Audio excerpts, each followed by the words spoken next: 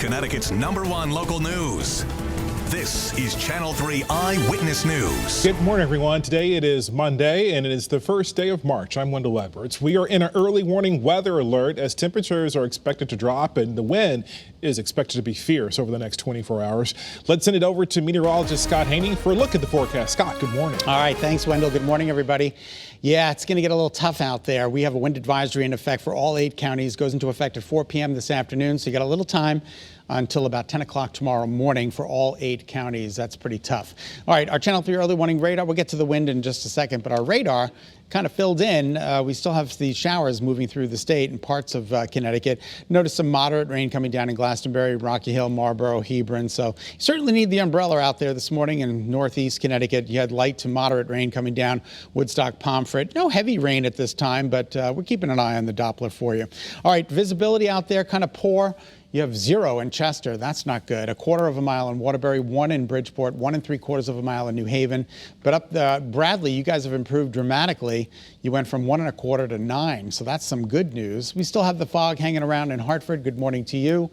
And as the temperatures take off today, it's going to be a mild day today, but those temperatures are going to drop like a rock late this afternoon through tonight as the skies start to clear out. Now, there could be some snow squalls around later this evening through tonight. So they're coming in off of Erie and Ontario as this reinforcing shot of cold air makes its way in. All right, the current temperatures out there, not bad. The winds are fairly calm, so there's not too much of a wind chill. As you can see there, the temperatures are pretty equivalent to the wind chill. But it is a wet start. Snow squalls possible tonight as that wind kicks in. Don't be surprised if you see some snow squalls later on tonight through early tomorrow, very early tomorrow morning. Here's Futurecast, tomorrow's weather today. A lot of the rain goes to our south and east, but we still run the risk for some showers through about 1 o'clock, 2 o'clock, and then here comes the clearing, 6:15 tonight. And then watch what happens. These snow squalls make their way in. This is 9:30 tonight through midnight tonight. We could be dealing with some snow squalls here in the state. All right, let's take a look at the temperature Futurecast. All right, so today we climb into the mid, if not some upper 40s. This is 5 p.m. and then watch what happens tonight. We drop back into the teens and single digits by the time we go on the air tomorrow morning.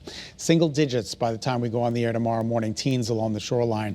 All right, this is tomorrow at 10 o'clock in the morning, 10, 15. These are the actual numbers, the actual temperatures, and then we climb into the mid to upper 20s tomorrow. Now, that doesn't take into account the wind. The wind's gusting. Look at the winds gusting, 12:30 this afternoon. They're still okay, but by about 5 p.m. they start to kick in. And tonight we're talking about 45 to 50 mile an hour wind gusts in parts of the state. That's going to possibly bring down some trees and create some power outages in the state. And that wind is fierce through tomorrow morning. By tomorrow late in the day, it starts to subside. And then by tomorrow night, it's pretty much winding down. Here is the wind chill. This is what it's going to feel like as we move through the day today through tomorrow morning. This is tonight at midnight, -5, -6, 3 below in Tolland. And then look at these numbers, 3 o'clock tomorrow morning, brutal. When we go on the air tomorrow, the wind chill values will be between 7 and 4. This is like a coldest day in January here, folks, not for the second day of March. This is 8 o'clock tomorrow morning, really, really cold. And even during the day tomorrow, the temperatures in the mid to upper 20s, but the real feel is in the single digits. So you got to prepare for a very cold day tomorrow. Daytime highs today in the mid to upper 40s. Morning rain giving way to wind and some snow squalls by later on this evening through tonight. And then tomorrow is a windy and a cold day. 28 degrees. That wind makes it feel substantially colder. Wednesday, Thursday, and Friday, storm-free for the foreseeable future, but it does get cooler towards the upcoming weekend. All right, that's a check of your early warning forecast. It's 7:04. Wendell, we'll send it back to you. Scott, thank you. Starting this week, the Johnson & Johnson vaccine will be available, making a third vaccine accessible here in the U.S. Nearly 15 million Americans have already received at least one dose of a COVID-19 vaccine. Channel 3 Eyewitness News reporter Roger Suzanne joins us, explains when the Johnson & Johnson product will arrive in Connecticut. Nearly 4 million doses of the Johnson & Johnson vaccine will start shipping out this morning.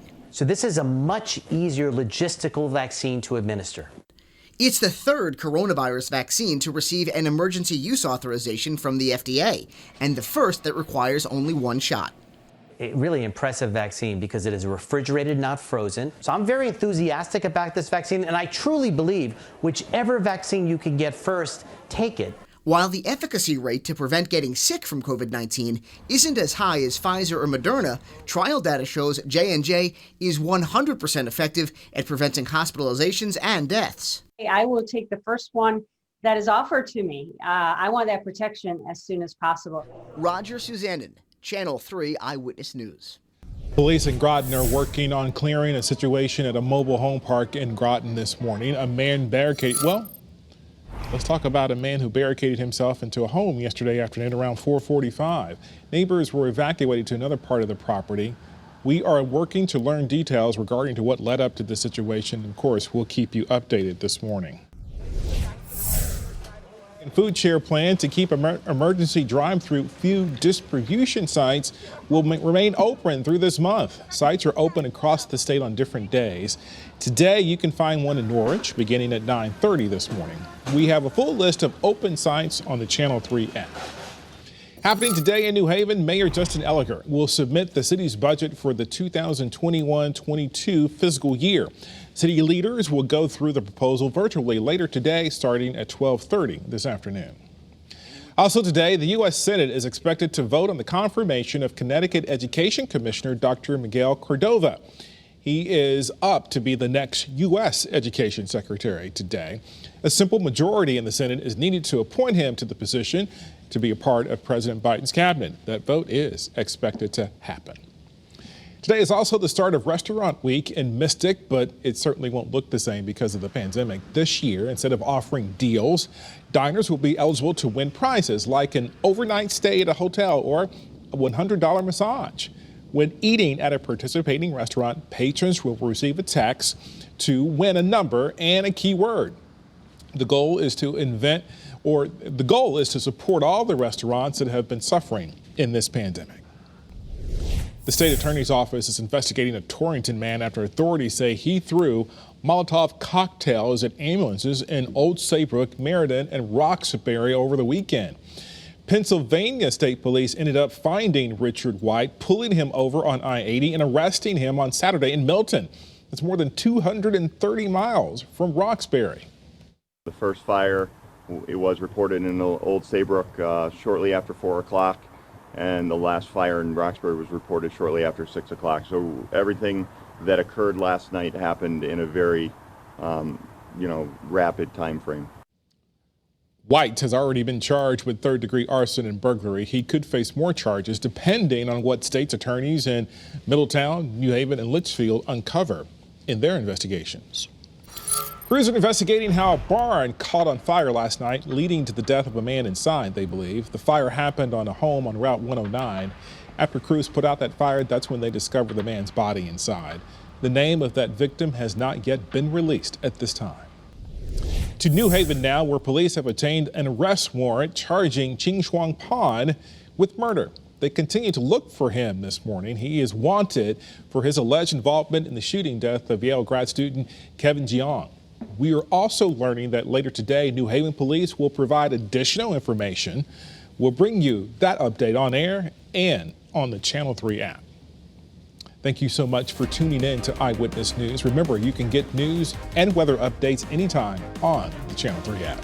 Let's take a live look over Old Saybrook. Have a great day. Thanks for watching Channel 3 Eyewitness News. Watch us live wherever you are on our mobile, on our streaming news app. And you can also watch us on Roku, Apple TV, and Fire TV.